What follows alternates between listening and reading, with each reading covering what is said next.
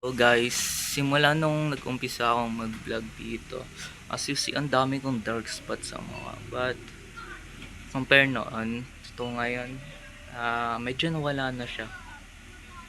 Nawala na yung mga dark spots at medyo okay na ulit yung itsura ko. Hindi naman ako ganun ka-pogi tingnan, but kahit pa paano malinis yung mukha, mahalaga talaga. At saka nag-aahit din ako kasi parang ang dungis lang tingnan pag ako lang ba nadudungisan? Pero parang ang dungis tingnan pag merong balbas. Minsan kasi hindi bumabagay. At saka hindi na ako tinutubuan ng pimples gagaya noon na madalas nagbe-breakdown talaga yung mga pimples. At pag namumuo yung mga pimples ay nagkakos ng distraction, nagkaka dark spots at pangit tingnan. So yun, I'm actually happy ngayon mga guys kasi naglaro ako sa labas at kahit pa paano nakapagpapawis na rin ako this tanghaling tapat ay wait lang guys, this tanghaling tapat ay naglalaro kami doon ng sipaan tsinelas. Alam nyo ba yung sipaan tsinelas? Yung sipain yung tsinelas tapos may rules na naapakan yung tsinelas pagdudugtongin yung tsinelas ng kalaban tapos matataya na yung kalaban. May halo din takbuhan, kayaan, tsaka yung malalaro mo siya sa isang ground. Naglaro kami sa garahe doon which is wala namang sasakyan na nakaparada. So yun, then umuwi ako ngayon kasi pinupuno ko yung tubig dyan.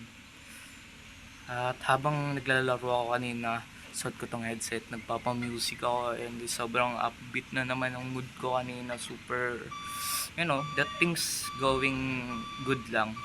Feel happy, motivated, and energetic these days.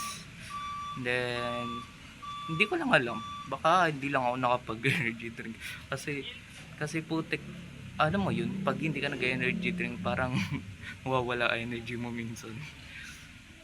Di ko alam, energy drink or matatamis na mga pagkain, yun talaga nakapag-energy sa akin kadalasan. Bibigay na rin ng amount of serotonin sabi nila nakakapag-release din daw ng serotonin pag nagpapainit tayo sa labas. Ayun. Yung physical exercise na ginawa ko kanina, parang cardio din. Kahit small walks lang, parang jogging, hopping yung ginagawa. Nag-hop ako. Hopping yung tumatalbog-talbog. Then, mentally engaged naman ako sa activity na ginawa namin kanina.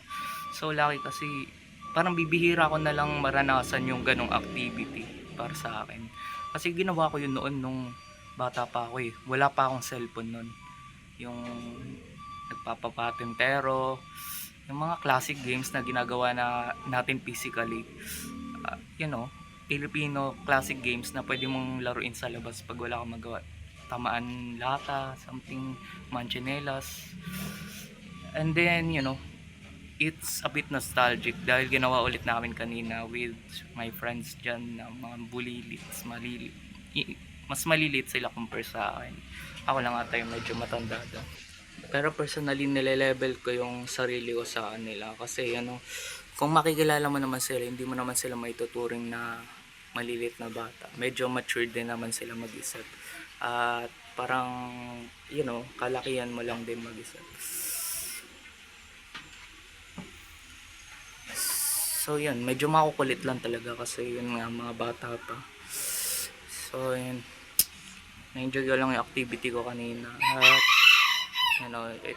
this vlog na ginagawa ko is just a personal vlogs kung saan I expressing myself pa rin. Basically documenting my things about me. I still keep vlogging until now. From kailan ba ako nagsimula mag-vlog dito? Like mag-upload ng mga vlog videos. I don't know. Hindi ko na matandaan. Pero Pero I guess pag scroll pa ko, makikita ko pa rin naman. Madali lang naman mahanap yung dati kong video nung nagsimula ako dito. I guess this magto 2 years na ata ako dito, or magwa 1 year pa lang sa pagbablog ko dito sa YouTube. Nag-vlog ako that time, sinimulan ko doon sa dati kong cellphone, and then nakabili na ako ng bagong cellphone. Hindi pa rin naman kasing linaw ng DSLR tong camera na to, pero pwede na yun personal vlog. Hindi ko naman ata kailangan ng masyadong malinaw na camera. So yun, 1080p lang yung resolution at hindi to kaya mag-render ng quality kagaya ng in-expect nyo na quality na pang pang yung ginagamit ng mga influencer na camera. Pero anyway, hindi ko pa alam kung kailan ako makakabili, pero yan, akin lang is kinukwento ko lang dito yung yung tungkol sa mga nagdadaanan ko din, mga pangyayari dito that's going on my life, at about my feelings, you know, it's just basically a diary for sure, personal diary kung saan pwede kong i-analyze dito sa mga videos na to kung may nagbago ba sa akin after a while. So you know, pwede kong panoorin. Since short videos lang naman yung mga upload ko dito, hindi ako maboboring panoorin kahit pa paano. So yun, maraming salamat sa panonood. Balik ulit ako mamaya kasi may tumatawag talaga sa akin. Say bye.